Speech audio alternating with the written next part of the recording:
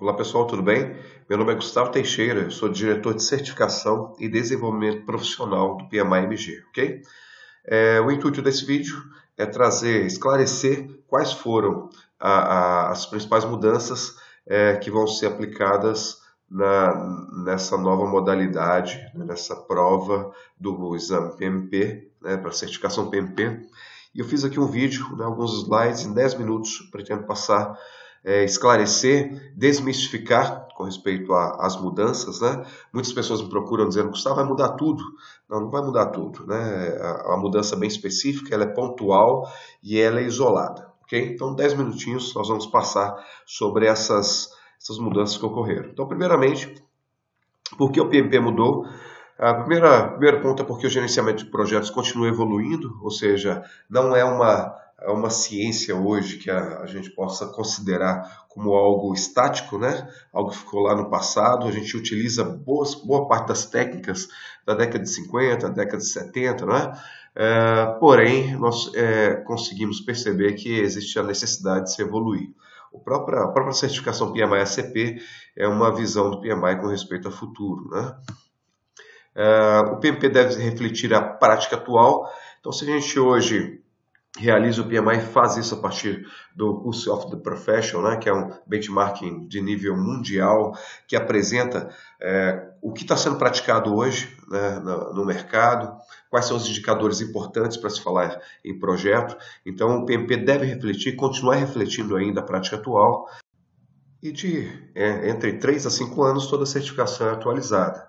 Então é aqui que se baseia, né, que é o epicentro das mudanças, porque justamente altera a maneira como essa delimitação ela é considerada hoje nessa certificação, é chamada de RDS, ok? Que nada mais é do que o estudo de delimitação de papel de quem? Do profissional de projetos, ok?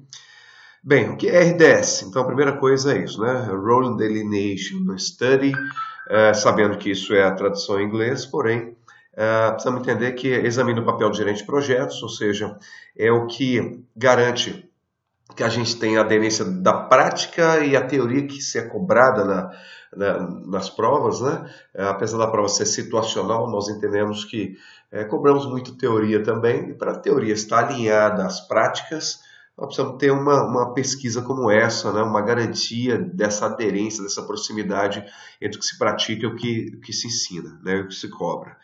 Determinar as competências-chave, então nós falamos sobre os domínios, justamente isso que envolve as competências, no caso, na visão do PMBOK, do PMI. Domínios, primeira coisa. Segunda coisa, as atividades, é muito mais ligado à execução, não é isso? O dia a dia daquele que executa as ações do gerente de projetos, da liderança de projetos. A questão do conhecimento, a retaguarda do que se espera daquele que gerencia os projetos. E as habilidades, ok? Que se espera daquele que vai gerenciar, daquele que vai liderar essas demandas que a gente costuma chamar de projetos aqui, da visão, né, da boa prática. Validação dos setores da indústria, do mercado. Então, entende-se que, a partir do RDS, eu sou capaz de identificar qual a necessidade da mineração, qual a necessidade da indústria automotiva, da construção, não é isso? Da indústria de serviços, e poder refletir isso no que é cobrado, no que se espera, né, daquele profissional que atua em projetos. Okay? Então a gente tem essa validação também. Temos o produto gerado a partir desse RDS, que é justamente o esboço do conteúdo do exame, ou seja, é aquilo que vai nortear, né, o modus operandi do exame, do teste do PMP. Okay? Quando pensamos que existem mais questões de planejamento, de iniciação, isso não é a revelia, né? Existe uma ponderação, existe um dimensionamento nisso de forma antecipada para garantir que não se cobre, né, além ou aquém daquilo que se espera com respeito ao papel do gerente de projetos. Bem, na prática, o que o esboço do conteúdo do exame vai trazer é justamente o dimensionamento aqui, como eu falei, né, das questões por grupo de processos. Então, a gente tem a iniciação, planejamento, execução, monitoramento e o encerramento, total de 100% da prova. Então, a gente tem aqui o balanço, né? A gente tem aqui a ponderação, a palavra mais apropriada, das questões referentes a cada grupo de processos em que ela está identificada. O segundo ponto é justamente expandindo esses grupos de processos. Por exemplo, planejamento, eu tenho lá 24%, e eu tenho dentro desse planejamento quais são as atividades que se espera do gerente de projetos, do profissional de projetos. Então aqui se baseia boa parte das mudanças, ok, pessoal? Então eu tenho aqui de 1 a 6 atividades nesse exemplo, certamente são mais do que isso, mas é um tipo de conteúdo que está lá registrado nesse esboço de conteúdo do exame, que vai guiar toda a composição lá das 200 questões de cada sessão, né, do teste. E ao final tenho uma visão do conhecimento, dos skills para todos os, digamos, os domínios, né? E aí eu tenho isso resumido ao final desse esboço, de uma forma que eu tenha, né, uma possibilidade de identificar de maneira sumarizada quais são os conhecimentos e skills que estão relacionados a todas essas fases, né, todas essas atividades que foram identificadas nas páginas anteriores. Tá bem legal, porque ao final ele encerra com um grande sumário, ok? Bem, o próximo passo é o que foi mudado com o resultado do RDS. Foram múltiplas mudanças, mas quero destacar 4 delas, que são as mais importantes. A primeira delas é a modificação para tarefas existentes. Então, algumas tarefas possuíram lá sua descrição alterada, ajustada, né, adaptada. Algumas atividades foram removidas. Então, as atividades que não tiveram uma correspondência, né, na prática que se apurou junto ao mercado, junto, né, às pesquisas que são realizadas, elas foram removidas, foram retiradas. Alterou-se também a ponderação do exame, conforme eu mostrei anteriormente. Eu tenho uma ponderação de número de questões por grupo de processos, né? E isso também vai se mudar hoje no exame. Essa é a principal mudança, uma das principais. 8 novas atividades. Então, qual é aquela visibilidade que nós trouxemos, né? Na atividade linkada ao grupo de processos. Eu tenho aqui uma visão que é de uma adição de mais 8 atividades, tá? Iniciação, planejamento, execução, monitoramento, e somente no encerramento que eu não tive uma mudança, digamos, consistente, né? Justamente porque eu não tive atividades associadas a esse grupo de processos, que é chamado do RDS justamente de domínio, ok? Por que esse novo conteúdo foi incluído? E aqui vem o motivo, né, justificativo. Primeira coisa para poder ajustar a ênfase na estratégia do negócio. O PMI ele sintetiza muito bem o que é projetos, esclarece de uma maneira muito, digamos, muito definitiva, né? Ou seja, muito referencial. Hoje no mercado, quando se pensa em projetos, uma das principais fontes de pesquisa é justamente o PMI. Então a ênfase na estratégia é algo do negócio, é algo que vem a completar ainda mais, né? Um passo antes do projeto, e é um passo depois, é um passo durante o projeto também, mas justamente no estudo de viabilidade. Se eu penso em executar um projeto, a estratégia, o link com o planejamento estratégico e a estratégica do negócio, ele precisa muito bem estar delimitado e alinhado, não só no passo antes do projeto, quanto garantir que eu esteja ainda alinhado na execução e ao encerramento que eu tenha os benefícios, que é justamente o final dessa frase, né? Eu tenho a realização dos benefícios, ou seja, não adianta executar um projeto com benefício que não foi digamos, oferecido àquele que investiu, né? O valor das lições aprendidas, novamente, existem atividades que estão agora valorizando, estão trazendo as lições aprendidas ainda mais para o foco onde deveriam estar, que é um importante passo não só de lição aprendida dentro do projeto, mas de gestão do conhecimento, né? E isso precisa estar, digamos, no arcabouço da empresa. Então, essas atividades visam a garantir esse registro e a permanência do conhecimento dentro da empresa que se propõe a realizar projetos. Responsabilidade do TAP. Então, justamente trazendo para o centro da discussão que hoje, né, na maioria das empresas que existe hoje a gerência de projetos como uma disciplina, como um setor, como uma área, o tempo de abertura do projeto é algo que vai marcar o início do projeto, isso é uma boa prática. Porém, a responsabilidade do gerente de projetos, ela passar a existir somente a partir do TAP, é algo que muitas vezes é conflituoso, é algo que vem a trazer uma visão que é passagem de bastão e não um acompanhamento, né? É arredondar o bastão, a bola, para que o outro profissional possa assumir. E justamente essa responsabilidade está sendo esclarecida, melhorada dessas mudanças, ok?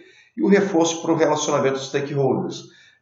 Eu acho que isso começou lá atrás, justamente com a visão da criação da nova área de conhecimento, que é a gestão das partes interessadas, reforçando isso. São atividades que ajudam a manter o relacionamento e diminuir a distância, né, entre os stakeholders dos projetos, são as pessoas que têm algum interesse, né, no produto que vai ser gerado. Okay? E essas mudanças significam 25%, né, os novos tópicos, né, que foram incluídos com 8 novas atividades, eu tive ali pelo menos 25% de mudança nas atividades anteriores, ok? Foram estabelecidas anteriormente. O que não muda, que é também tão importante, né? A gente fala muito em projetos com respeito ao escopo fora de escopo, o que não muda, para evitar um pouquinho do efeito manada, né? A elegibilidade continua a mesma, de 4.500 a 7.500 horas, liderando, direcionando projetos, então isso não mudou. 35 horas formais de educação e gerenciamento de projetos, ainda é uma exigência necessária, ok? Então, isso não mudou também. A estrutura geral do exame são 200 questões ainda, múltipla escolha, são 4 alternativas, e as questões são baseadas em cenários que a gente chama de baseado na experiência, né? São questões situacionais, continua ainda com essa ênfase. E a diferença entre a atualização do RDS, né, que a gente está falando sobre isso, do PMBOK, bem, o RDS resulta em um novo esboço de conteúdo do exame, que é o que a gente acabou de dizer, que traça as diretrizes para a execução do exame. Muda a ponderação do exame, né, tem esse poder de mudar, digamos, dimensionamento das questões para cada domínio, não é isso? Introduz novos tópicos do exame, então é possível se introduzir novos tópicos para serem pautados, para serem considerados nos próximos exames. Frente às mudanças do PMBOK, né? Que é justamente o guia das boas práticas. As mudanças do PMBOK podem resultar em mudanças de terminologia. Okay? Os grupos de processo podem ser alterados, então pode ser que surja, como surgiu na última atualização, né? Justamente as partes interessadas com uma importante área de conhecimento, e a partir daí eu desenvolvi toda uma sistemática de tratativa, não somente da identificação dos stakeholders, das partes interessadas, mas da garantia do engajamento, né? E o PMBOK não é a única referência para o exame. Eu quero aqui reforçar com você que isso continua sendo a verdade, é uma importante fonte, mas não é a única, ok? E lembrete importante, o exame atual vale até 11 de 1 de 2016, então você pode realizar o exame até 11 de 1 de 2016, não significa agendar o exame até, né? Ou seja, eu preciso agendar o quanto antes, que a experiência que eu tenho lecionando em preparatórios, em pós-graduações, né, em empresas, é justamente ter um efeito manada aqui no final desse prazo, ao ponto de pessoas buscarem outros estados, outras localidades para poder realizar esses exames. Então, a sugestão justamente agenda o quanto antes, ok? O esboço do conteúdo do exame é esse que está, né, em vigor desde 8 de 2011, ok? Então, é o que está valendo, está ainda digamos, em compliance, né, está válido ainda para quem vai executar. O novo exame PMP, esse teste vai estar disponível a partir de 11 de 2016, que já vai refletir esse novo esboço, né, que foi estabelecido em junho de 2015. Suporta todas as linguagens seguindo o mesmo agendamento atual. Então eu tenho a mesma estrutura de agendamento que se tem hoje, que você pode provisionar, né? Você não precisa ter nenhum canal diferente de agendamento dos testes do que já se tem hoje. por um novo exame PMP e o resultado sai imediatamente. Ou seja, você, quando executa o teste, cumprindo todos os passos, ao final você já sai de lá com a resposta da aprovação ou não, ok? Bem, só isso. Espero que tenha ficado dentro do tempo. Aqui deixo o site pmimg.org.br. Sempre temos alguns preparatórios disponíveis, tanto para a certificação PMP quanto para a CAPM. Podem dar uma passada por lá para poder consultar, ok? No mais, um abraço, espero sorte, né, nesse novo teste e para aquele profissional que já está no mercado. Eu espero ter esclarecido boa parte das questões que eu percebi que o mercado ainda possui, ok? Forte abraço.